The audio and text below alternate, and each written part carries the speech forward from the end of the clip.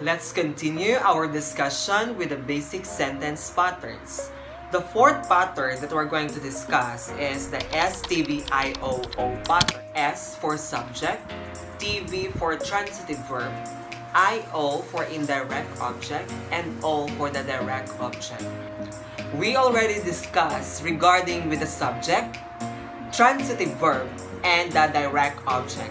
This time, I will give you the definition of indirect object. In the previous video that I have shown to you, or that we discussed, indirect object precedes the direct object and tells to whom or for whom the action of the verb is done.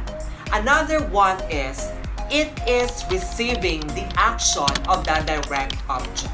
Again, it receives the action of the direct object. For example, I teach the students English.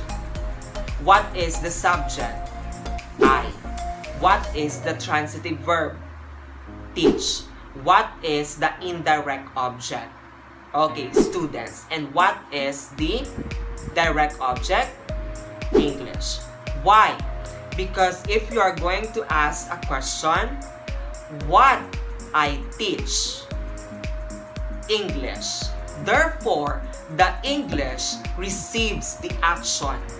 And then, if we're going to ask, to whom or for whom that I'm going to teach English? Therefore, the students. It receives the action of the direct object. Second example, Jason sent Ellen a letter. Okay, what is the subject? Very good. What is the transitive verb? Very good. Now, I will ask you a question. What did Jason send to Ellen? Yes, letter. To whom did Jason send the letter? To Ellen. Now, what is the direct object or the one receives the action of the subject? Exactly. What is the indirect object? Correct. Very good. Now, you know how to identify indirect object from direct object. Another explanation and questions. First, who received the action of the subject? Okay, the word letter. Now, try to understand the sentence. Hindi naman pwede na si Jason or hindi naman pwede na si Ellen ang ipapadala ni Jason sa letter. Hindi naman po pwedeng ganun. Diba? Bakit? Pwede bang ipasok si Ellen sa sobre or sa envelope? Diba? Hindi. Okay. That's good. Try to imagine, try to understand first the sentence before you answer.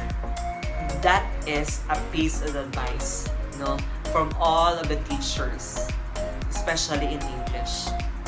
You need to understand first the statement before giving opinion, before giving the correct answer.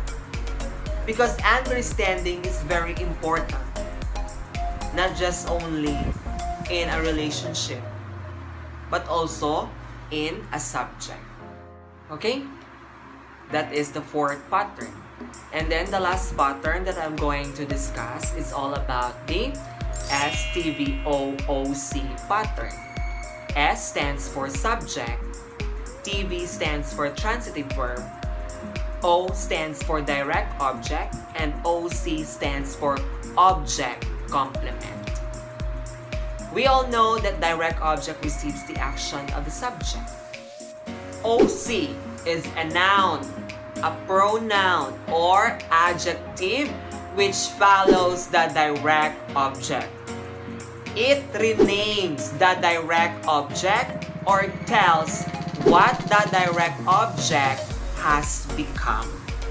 Again, pinapangalanan niya si direct object.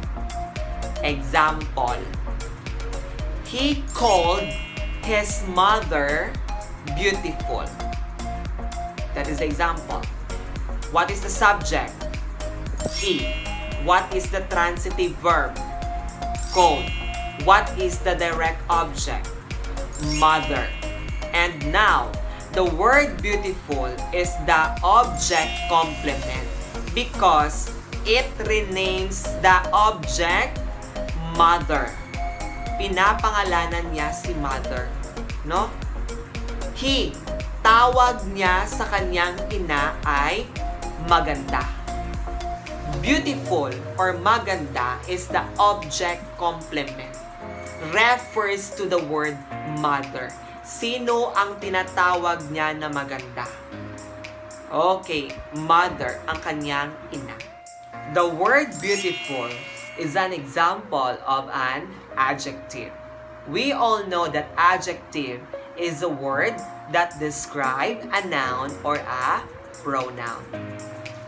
Second example, the students called their teacher master. Again, the students called their teacher master. Students is the subject. Called is the transitive verb. Teacher is the direct object because it receives the action done by the subject.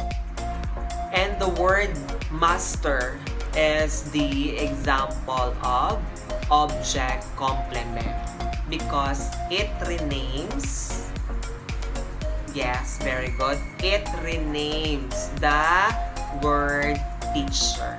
And master is an example of a noun. Then this is the question. Ano ang tawag nila sa kanilang teacher? Okay, master. Very good.